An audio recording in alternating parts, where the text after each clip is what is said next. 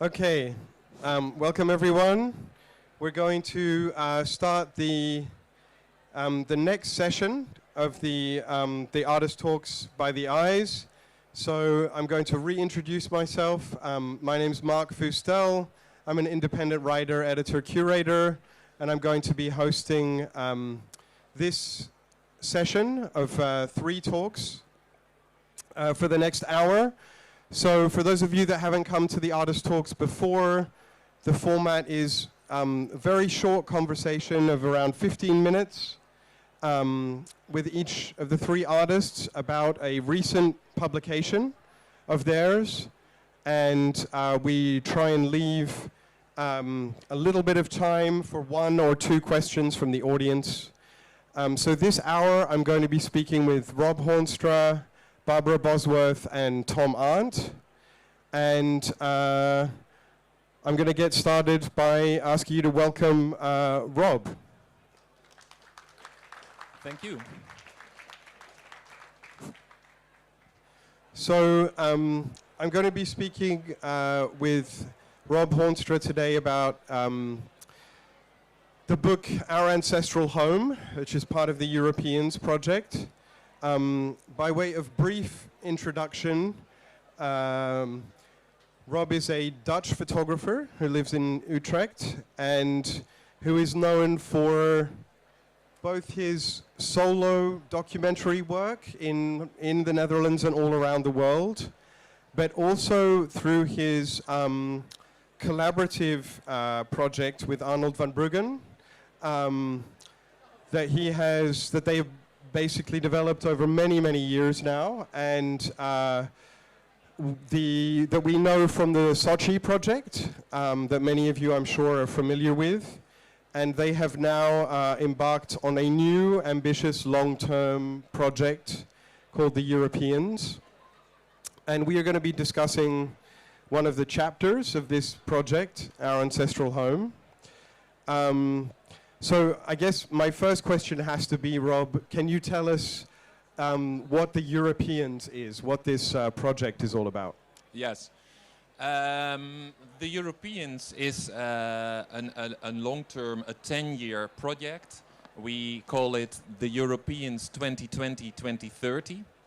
And I talk about we because I always talk about me and writer Arnold van Bruggen. And what we try to do is to document Europe in times of drastic changes. War made its return to Europe. Authoritarian regimes are on the rise. The climate crisis is all around us. And this leads to a situation in which people are standing up to each other, or a polarizing society. So there are many challenges for Europe nowadays, and that's why we think it's a super important decade to document. And also we believe that not many photographers are working this long term on trying to create a vision on Europe. So we started in 2020, and we made our first chapters in different regions that we call, for example, the former capital or the naval base. And now the third chapter, the third region, is Our Ancestral Home, for the French-speaking, Notre Maison Ancestrale. Oui. And we do not really reveal the places where it is made, although you can, in the end, you can see it. But the idea is that we work thematical and not geographical, meaning that if we work in the region that is called Our Ancestral Home, it is a lot about a desire to be independent from the big government, from the big country you are part of. And this topic is, of course, fitting to many, many more regions in Europe. And that's, in the end, our attempt. We try to capture the theme. We do not try to capture the region. Short but long introduction, yes? A short but long introduction in which you answered most of my subsequent questions. Yeah, so your last question is... But I am curious about this. You just mentioned, so the book is is called Our Ancestral Home. Hmm. Spoiler alert, it is about the Basque country, Yes. which is a region that crosses national borders, so between France and Spain. Although, spoiler alert, once again, this is about the French Basque country. Okay. Yeah. But I was wondering if you could tell us a bit more about this decision to, deliberately not use the identifier of a country or a region that that people will be immediately familiar with. Like, how did you decide to take that approach? Yeah, so basically what we try to do in Europe is to connect people and not to divide people. So we try to counter polarization, and that's of course a very big ambition. And we don't have the idea that we can really change the whole world, but maybe we can just contribute a small little puzzle piece to this, to counter this polarization. And one of our tricks is to leave out geography from our stories. Because if I say a story is being made in Moldova, then in all of your heads there are a lot of prejudice immediately about Moldova. It's Eastern Europe, former former socialistic, it's etc. etc. If I say it's made in France, then we also have a lot of prejudice about this. So what we try to say, although we know that you will find out about the place where it's made, we still believe that it's an important statement. It's not relevant where it's made, because in all these places people are pretty much the same. The bakers are the same, the butchers are the same, the farmers are the same, etc., etc. So it's a little statement, but it's not forbidden to figure out or to say like, okay, in the end it is made in the French Basque country. Yeah, beautiful area, by the way. Okay. And so we talked about how this is a collaborative project. So you already underwent a decade-long collaboration with the Sochi project together. And so I imagine that over time you have developed a very specific way of working together. And, looking at the book as well, it's clear that, in a sense, sort of text and image has an equal place within the book. Yeah. But could you tell us a bit about your working process, how the two of you kind of work together to create these stories? Yeah, so I can use this example, Our Ancestral Home. We work for 6 months in a row on a chapter. So the first month is research, and Arnold is an historian, and it's unbelievable how much he reads. So he's doing a lot of literature research and those kind of things. I'm doing the visual research. Then we start working, and I work according my own working methodology, and that's mostly based on shooting portraits. I want to visit youngsters in every region, to cover subcultures of young people. I want to visit workplaces, to cover grown-up people at work.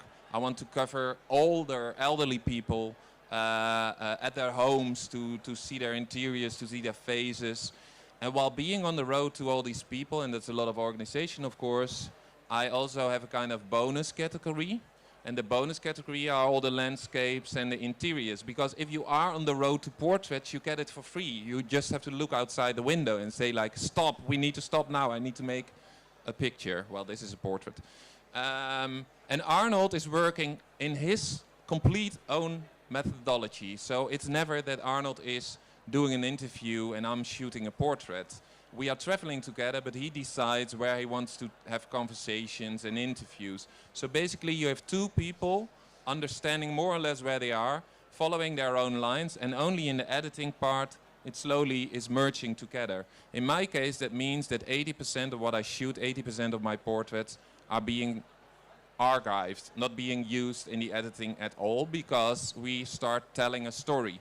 And for example, if young people are not necessary to tell this story, then we leave them out, and it's just ending up in the archive. But my working methodology in the Basque country is the same as in Sochi or wherever. And I mean, there are many similarities, I imagine, in the methodology between Sochi and this project. But in the Sochi project, you made a series of books that were all completely different, one from the other. And in this project, my understanding is that you have a kind of template that you're following with the publications. Yeah. So why did you kind of change this approach?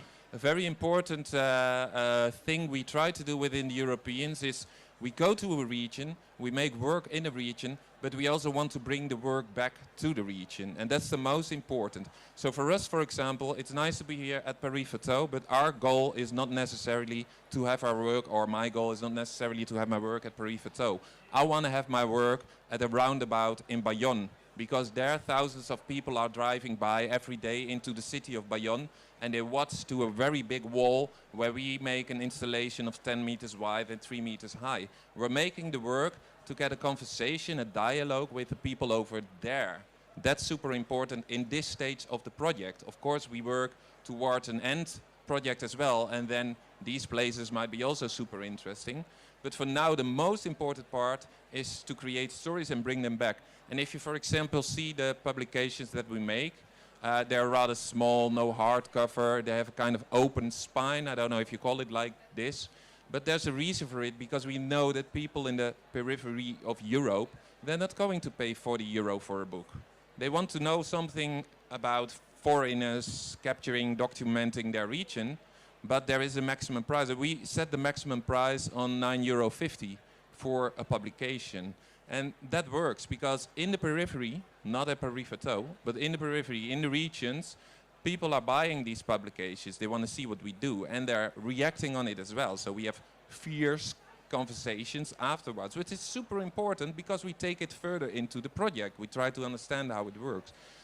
I have to say, if you make publications that are rather affordable, that doesn't really work at Paris Photo, because here you need to have an expensive hardcover book. But our attempt, or our aim, is to make publications for the local audience.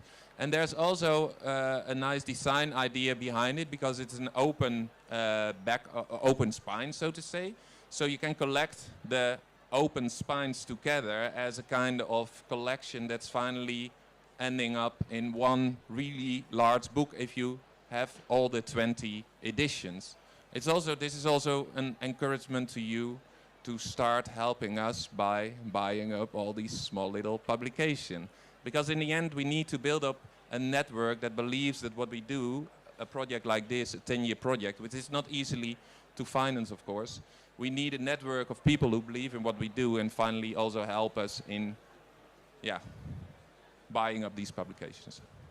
Yeah, I mean, and that's, I think, one of the really fascinating aspects of this project beyond the subject matter is this approach that you're just talking about. I mean, we already had a conversation about this in Arles. There's the price of the book. There's the fact that you made an English-French edition of this book, but also an English-Basque edition of this book. So you're clearly, you're trying to find many different strategies for this book to reach audiences that it would absolutely never reach if it were only to be circulating in the networks that are involved in an art fair or in the photo world, if you like. Yeah.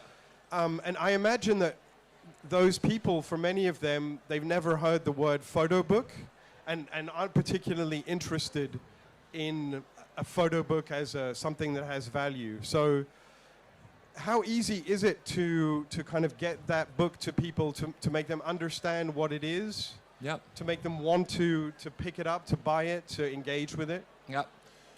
It's not that difficult. I mean, if we do a presentation, we do not do a traditional presentation with large framed photographs, but we mount things on the wall. And for example, there's also a free newspaper that we specifically made for this chapter as well, that is about the housing crisis in the Basque Country. Because in the Basque Country, like many of you might know, many property is being bought up by rich people. They say over there by Parisians and other foreigners. Good to know, maybe. So we made a kind of pamphlet for them as well, which has the slogan "L'argent gagne toujours." L'argent gagne toujours. Gagne toujours, or money always wins. Which we also distributed over there to all the people, to distribute to more people, so that there is a starting dialogue, a conversation as well there as here about this capitalist effect that is happening now in the Basque Country, but also in many places in Europe, of course. Is it easy to bring these publications, these or them, to local people? No, you have to organize an event, have some beers, and they see it and they are interested in it. Of course they're interested in it, but it's different than having large frame pictures for sale or big photo books for sale. So if you want to reach an audience over there, you have to slightly adapt your project towards them. That's basically what we try to do. The difficulty, the biggest challenge is to balance between the art world and to reach a wider audience than only the art world. And I think reaching the art world, being over here, is much easier actually than reaching the people in the end in Bayonne or in the former capital where we worked or whatsoever. Right. Do we have some questions for Rob from the audience? Okay. I'm glad because I have a ton of more questions for you.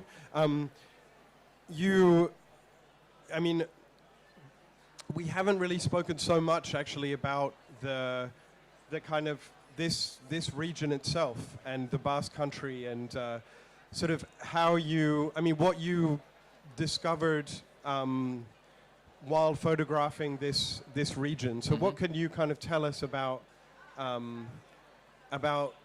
what came out of this 6-month process? Yeah, well, we, both of us, really enjoyed traveling and talking to people in the Basque region, but there were clearly two storylines. The first storyline is about independence, and there is a kind of underlying anger amongst young people who still have a great desire to cherish their identity, to fight for their identity, and maybe if things are changing, they're also literally prepared to continue fighting for getting an independent Basque country. That's very clear. So it's an activist movement, but an activist movement that might be also very close to acting towards governments, towards people. And this movement is fed, is increased by the fact that so much property is sold to people who are not Basque. So they very much fear to lose their identity, their Basque identity, and they see that many rich people are buying up land, buying up houses that they hardly use. They're there for summer weeks or whatsoever. So the houses are empty. The young people cannot buy any property in the area, although they want to continue living over there, but there's really no possibility for them because the houses are so expensive. So there's a very intense underlying anger that you feel over there, and that you actually also, because this story is a story you can copy to so many other regions in Europe, and it explains actually why young generations and also older generations are so pissed off towards cities, towards establishment, towards politicians, towards etc., etc. And I think that's super important. These kind of stories are important to capture nowadays if you talk about Europe. Thank you so much, Rob. That's all we have time for. Thank you, Mark. I see you have a tiny pile of books in front of you. A few Basque and a few Friends. Okay, and you don't have a booth at Paris Photo? Not yet. I don't have money to rent a booth. So if any of you are interested in the book, I would suggest tackling Rob and trying to convince him to sell you one for the incredibly cheap price at which he sells them for. €10, 6 copies. Okay. Must be possible for today. Thank you so much.